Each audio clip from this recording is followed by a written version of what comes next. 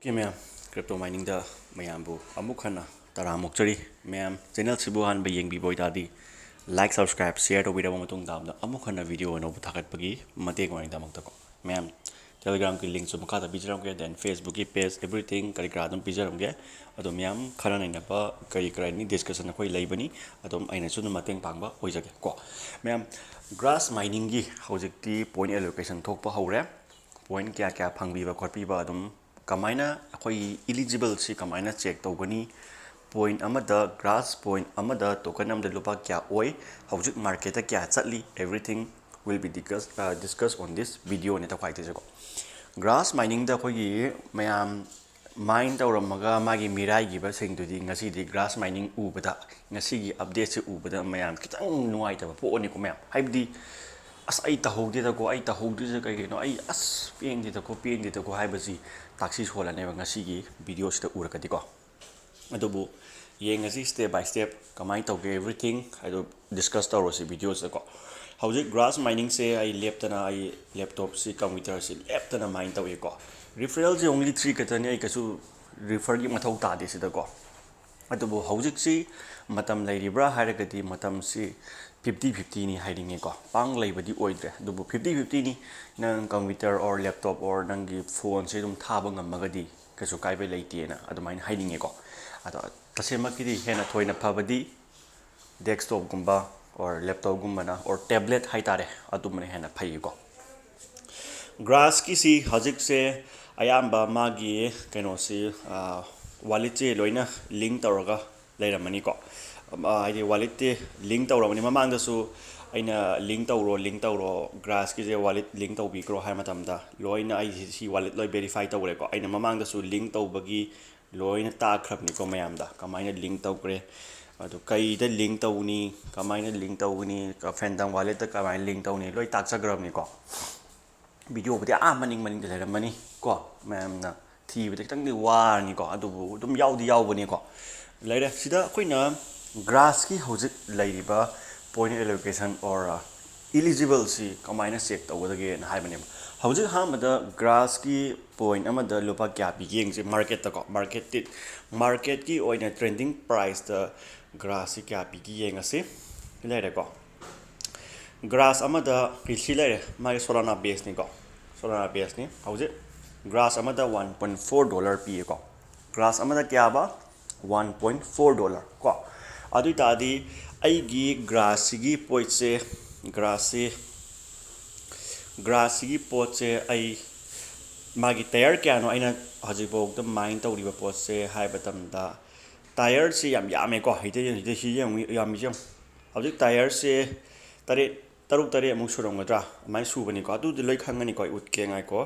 sina august ki sina pau 7 chure ko pau 7 bu mine tari pau 8 ni ko hojik mine tawri sia pau 8 ni mine tawri se leptana I mine tawri myam se ko myam tawri se mine je ko si myam si collection je ne hojik phang be paisa je ko wa claim taw ka min sun thoi la ani ko adu hojik se khoina eligibility kamaina check tawge je yeng tare khoina kamai yeng gani hai matam da quite first of all adom na khangbi ke taw se wallet se verify wallet se nang kai ta tawgi ha ning sang biyo ai di phantom da tawgi ba ko aina phantom wallet ta tawgi ba ai magi kaino se adu tadi sida changdra su direct phantom wallet ta changbiro wallet changasi ko phantom wallet changasi pha phantom ma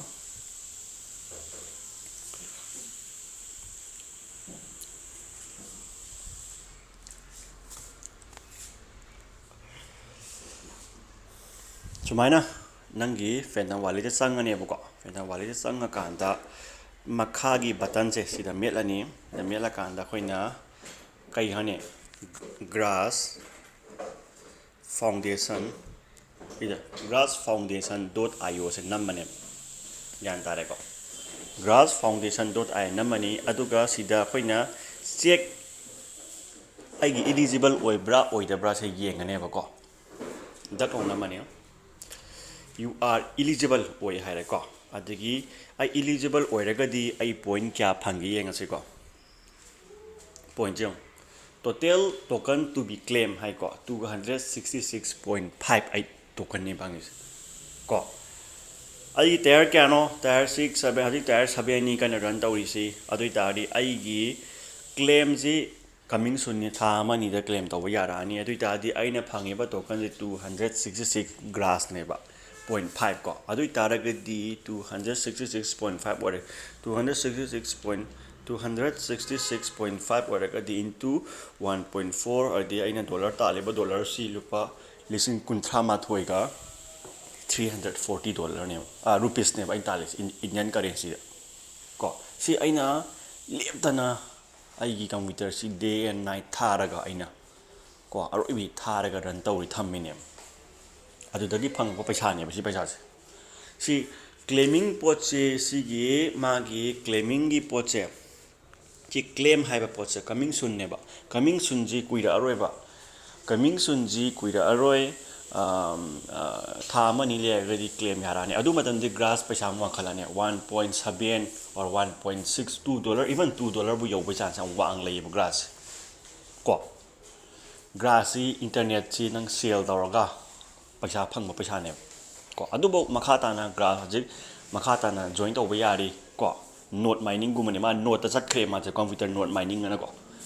grass ꯌꯥꯎꯕꯤꯅꯤꯡꯕꯁꯤꯡ ꯃꯈꯥꯗ link ꯄꯤꯖꯔꯝꯒꯦ ꯀꯣ ꯌꯥꯝ ꯄ꯭ꯔꯣꯖꯦꯛꯁꯦ ꯌꯥꯝ ꯃꯤꯔꯥꯏ ꯑꯗꯨꯝ ꯆꯠꯂꯦ ꯀꯣ ꯍꯥꯏꯗꯤ ꯑꯩꯅ ꯃꯃꯥꯡꯗꯁꯨ ꯍꯥꯟꯅ ꯍꯥꯏꯒꯦ ꯇꯦꯁ ꯅꯦꯠꯒꯨꯝꯕꯗ ꯑꯣꯏꯅ ꯈꯤꯇꯪ ꯊꯋꯥꯏ ꯌꯥꯎꯕꯤꯌꯨ ꯏꯌꯔꯗ꯭ꯔꯣꯞꯇ ꯑꯗꯨꯝ ꯇꯧ ꯂꯩꯔꯦꯅꯀꯣ ꯏꯌꯔꯗ꯭ꯔꯣꯞꯀꯤ ꯄꯩꯁꯥꯗꯤ ꯂꯨꯄꯥ ꯌꯥꯝꯃꯕꯗ $10 ꯃꯉꯥꯏꯔꯦꯀꯣ ꯑꯗꯨ ꯍꯦꯟꯅ ꯀꯩꯁꯨ ꯐꯪꯉꯣꯏꯕ ꯏꯌꯔꯗ꯭ꯔꯣꯞꯁꯦ ꯇꯦꯁ ꯅꯦꯠꯀꯤ ꯇꯣꯀꯟꯁꯤꯅꯦꯕ ꯌꯥꯝ ꯋꯥꯡ ꯐꯪꯗꯣꯏꯁꯦꯀꯣ ꯅꯣꯏꯅꯗꯤ ꯈꯪꯗ꯭ꯔꯤꯕ ꯄꯣꯠꯁꯦ ꯑꯗꯨꯅ ꯍꯧꯖꯤꯛ ꯑꯩꯉꯣꯟꯗ ꯒ꯭ꯔꯥꯁꯀꯤ ꯁꯤ ꯂꯩꯔꯦ ꯑꯗꯨꯅ ꯁꯤ ꯀꯥꯏꯊꯣꯛꯄꯗ 130-138ꯗꯤ ꯁꯝꯊꯤꯡ ꯐꯪꯕꯒꯤ ꯆꯥꯟꯁꯇꯤ ꯂꯩꯔꯦꯗꯅꯀꯣ ꯍꯧꯖꯤꯛ ꯀꯥꯏꯊꯣꯛꯄꯗꯤ ꯌꯥꯗ꯭ꯔꯤꯀꯣ ꯌꯥꯕꯨꯗꯤ ꯌꯥꯗ꯭ꯔꯤ ꯌꯥꯔꯀꯥꯟꯗꯅꯤꯀꯣ ꯑꯩꯅ ꯍꯥꯏꯁꯦ ꯑꯗꯨꯅ ꯀ꯭ꯔꯤꯞꯇꯣ ꯀꯔꯦꯟꯁꯤ ꯇꯣꯀꯟꯅꯤꯕꯁꯦ ꯑꯗꯨꯅ ꯍꯦꯛ ꯌꯥꯕꯒ ꯑꯗꯨꯝ ꯀꯥꯏꯊꯣꯛꯑꯗꯕꯅꯦꯕ ꯁꯤ ꯄꯣꯠꯁꯦ ꯀꯣ ꯌꯥꯕꯩꯁꯨ ꯑꯗꯨꯝ ꯍꯥꯏꯔꯛꯀꯦ ꯑꯩꯅ ꯑꯗꯨꯝ ꯚꯤꯗꯤꯑꯣ ꯁꯦꯝꯖꯔꯛꯀꯦꯕꯀꯣ ꯑꯗꯣ ꯍꯧꯖꯤꯛꯁꯤ ꯃꯈꯥ ꯇꯥꯅ ꯅꯣꯏꯅ ꯍꯪꯉꯛꯄ ꯌꯥꯏ ꯃꯇꯝ ꯂꯩꯔꯤꯕ꯭ꯔꯥ ꯕ꯭ꯔꯗꯔ ꯁꯤꯁꯦ ꯃꯃꯥꯏꯒꯤꯗꯤ ꯃꯇꯝ ꯍꯥꯏꯕ ꯂꯩꯇꯦ ꯃꯔꯝꯗꯤ ꯁꯤꯒꯤꯗꯤ ꯅꯪꯒꯤ ꯄꯣꯏꯟ ꯚꯦꯂꯨꯁꯤ ꯄꯤꯛꯊꯔꯛꯑꯅꯤ ꯁꯨꯝ ꯄꯤꯛꯊꯔꯛꯑꯅꯦꯕ ꯁꯤ ꯄꯣꯠꯁꯦ ꯀꯣ ꯄꯤꯛꯊꯔꯛꯑꯀꯥꯟꯗ ꯒ꯭ꯔꯥꯁꯁꯦ ꯄꯤꯛꯊꯔꯛꯑꯀꯥꯟꯗ 0.01 ꯀꯥꯏꯅ ꯑꯗꯨꯃꯥꯏꯅ ꯆꯠꯂꯛꯑꯅꯦꯕꯀꯣ ꯑꯗꯨ ꯃꯇꯨꯡ ꯏꯟꯅ ꯅꯪꯅ ꯅꯣꯠ ꯃꯥꯏꯅꯤꯡꯗ ꯅꯣꯠ ꯃꯥꯏꯅꯤꯡ ꯂꯥꯛꯑꯕꯅꯦ ꯍꯧꯖꯤꯛ ꯒ꯭ꯔꯥꯁꯁꯦ ꯅꯣꯠ ꯆꯠꯈ꯭ꯔꯕꯅꯦꯕꯀꯣ ꯏꯂꯥꯏꯠ ꯅꯣꯠ ꯑꯗꯒꯤ ꯇꯔꯃꯤꯅꯦꯜ ꯅꯣꯠ ꯀꯥꯏꯅ ꯃꯈꯜ ꯆꯠꯈ꯭ꯔꯦꯕꯀꯣ ꯑꯗꯨꯃꯥꯏꯅ ꯅꯣꯠꯁꯦ ꯑꯗꯣ ꯑꯩ ꯇꯧꯔꯤꯁꯦ ꯑꯣꯡꯂꯤ ꯕ꯭ꯔꯥꯎꯖꯔ ꯅꯣꯠ ꯑꯦꯛꯁꯇꯦꯟꯁꯟ ꯅꯣꯠꯅꯦꯕ ꯑꯩꯅ ꯇꯧꯔꯤꯁꯦ ꯑꯗꯨ ꯑꯣꯏꯇꯥꯔꯒꯗꯤ ꯑꯗꯣꯝꯅ ꯇꯧꯒꯦ ꯍꯥꯏꯔꯒꯗꯤ ꯑꯦꯛꯁꯇꯦꯟꯁꯟ ꯅꯣꯠ ꯑꯩꯈꯣꯏꯒꯤ ꯕ꯭ꯔꯥꯎꯖꯔ ꯅꯣꯠꯇꯣ ꯑꯦꯛꯁꯇꯦꯟꯁꯟ ꯑꯣꯏꯅ ꯕ꯭ꯔꯥꯎꯖꯔꯗ ꯍꯥꯞꯄ ꯇꯧꯕꯤꯗꯣ ꯇꯧꯕ ꯌꯥꯏꯑꯕꯀꯣ ꯑꯗꯨꯃꯥꯏꯅ ꯇꯧꯔꯒ ꯑꯗꯨꯝ ꯄꯩꯁꯥ ꯇꯥꯟꯕ ꯌꯥꯏꯑꯕ ꯁꯤ ꯄꯣꯠꯁꯦꯀꯣ ꯑꯗꯣ ꯍꯧꯖꯤꯛꯇꯤ ꯑꯗꯨꯝ ꯁꯨꯃꯥꯏꯅ ꯂꯩꯔꯕꯅꯤꯅ ꯁꯤ ꯍꯦꯛ ꯀ꯭ꯂꯦꯝ ꯍꯦꯛ ꯇꯧꯔ ꯀ꯭ꯂꯦꯝ ꯍꯦꯛ ꯌꯥꯝ ꯃꯇꯝꯗ ꯑꯗꯨꯝ ꯑꯦꯅꯤ ꯇꯥꯏꯝ ꯀꯥꯏꯊꯣꯛꯄ ꯑꯩꯈꯣꯏꯒꯤ ꯍꯅꯤꯒꯦꯟꯒꯤ ꯇꯥꯏꯞ ꯇꯧꯔꯛꯑꯅꯤ ꯄꯣꯠꯁꯦꯀꯣ ꯑꯗꯨꯃꯥꯏꯅ ꯂꯥꯛꯑꯅꯦꯕ ꯑꯗꯨꯅ ꯃꯌꯥꯝ ꯖꯣꯏꯟ ꯇꯧꯕꯤꯅꯤꯡꯕ ꯇꯥꯔꯒꯗꯤ ꯖꯣꯏꯟ ꯇꯧꯁꯟꯕꯤꯔꯣ ꯑꯗꯨꯝ ꯍꯧꯖꯤꯛꯇꯤ ꯑꯗꯨꯝ ꯀꯥꯟꯅꯈꯤꯅꯤꯀꯣ ꯃꯈꯥꯗ ꯑꯩꯈꯣꯏꯒꯤ ꯂꯤꯡꯛ ꯑꯩꯈꯣꯏꯒꯤ ꯗꯤꯁꯀ꯭ꯔꯤꯞꯁꯟ ꯄꯤꯖꯔꯝꯒꯦ ꯈꯤꯇꯪ ꯃꯤꯔꯥꯏꯕꯗꯨꯅ ꯑꯗꯨꯝ ꯀꯥꯟꯅꯕ ꯃꯌꯥꯝ ꯑꯃ ꯃꯤꯁ ꯇꯧꯋꯦ ꯅꯠꯇ꯭ꯔꯥ ꯁꯤ ꯅꯠꯇꯕ ꯑꯇꯣꯞꯄ ꯑꯅꯧꯕ ꯑꯃꯁꯨ ꯂꯩ ꯑꯅꯧꯕꯗꯨꯅ ꯑꯩꯅ ꯍꯟꯗꯛ ꯇꯧꯃꯤꯟꯅꯔꯁꯤ ꯃꯌꯥꯝ ꯑꯩ ꯚꯤꯗꯤꯑꯣ ꯁꯤ ꯍꯣꯔꯦꯟ ꯅꯠꯇ꯭ꯔꯒ ꯍꯌꯦꯡꯒꯨꯝꯕ ꯁꯣꯏ ꯊꯥꯒꯠꯂꯒ ꯇꯧꯔꯛꯀꯦꯀꯣ ꯃꯌꯥꯝ ꯒ꯭ꯔꯥꯁꯀ ꯆꯞ ꯃꯥꯟꯅꯕ ꯑꯃ ꯂꯩꯀꯣ ꯑꯅꯧꯕꯅꯤ ꯄ꯭ꯔꯣꯖꯦꯛꯅꯤ ꯏꯟꯇꯔꯅꯦꯠ ꯁꯦꯜ ꯇꯧꯔꯒ ꯇꯧꯗꯣꯏꯅꯤ ꯁꯤꯁꯨꯀꯣ ꯑꯗꯨꯗ ꯃꯌꯥꯝ ꯄꯨꯟꯅ ꯁꯔꯨꯛ ꯌꯥꯃꯤꯟꯅꯔꯁꯤ ꯁꯤꯁꯨ ꯃꯇꯝ ꯈꯤꯇꯪ ꯂꯩꯔꯤ ꯑꯗꯨꯝ ꯑꯌꯥꯝꯕ ꯃꯇꯝ ꯂꯩꯔꯤ ꯀꯩꯁꯨ ꯀꯥꯏꯗꯦ ꯃꯈꯥꯗ ꯔꯤꯐꯔꯦꯜ ꯂꯤꯡꯛ ꯄꯤꯖꯔꯝꯒꯦ ꯃꯌꯥꯝ ꯖꯣꯏꯟ ꯇꯧꯁꯟꯕꯤꯔꯝꯃꯣ ꯔꯤꯐꯔꯦꯜ ꯂꯤꯡꯛꯇꯨꯅ ꯕꯣꯅꯁ ꯑꯣꯏꯗꯣꯏꯅꯤ ꯑꯗꯣꯝꯒꯤ ꯀꯣ ꯑꯩꯉꯣꯟꯗꯗꯤ ꯀꯩꯁꯨ ꯌꯥꯝ ꯀꯟꯅ ꯀꯥꯟꯅꯔꯣꯏ ꯑꯗꯣ ꯃꯌꯥꯝ ꯚꯤꯗꯤꯑꯣꯁꯦ ꯌꯥꯝ ꯁꯥꯡꯗꯣꯛꯈ꯭ꯔꯅꯤ ꯂꯥꯏꯛ ꯁꯕꯁꯀ꯭ꯔꯥꯏꯕ ꯁꯦꯌꯔ ꯇꯧꯕꯤꯔꯝꯃꯣ ꯑꯗꯨꯒ ꯃꯌꯥꯝ ꯀꯩꯅꯣ ꯇꯧꯃꯤꯟꯅꯔꯁꯤꯀꯣ ꯍꯦꯛ ꯁꯤ ꯁꯦꯜ ꯇꯧꯕꯩꯗ ꯑꯗꯨꯝ ꯍꯦꯛ ꯇꯥꯛꯆꯔꯛꯑꯒꯦ ꯃꯌꯥꯝ ꯀꯣ thank you and good night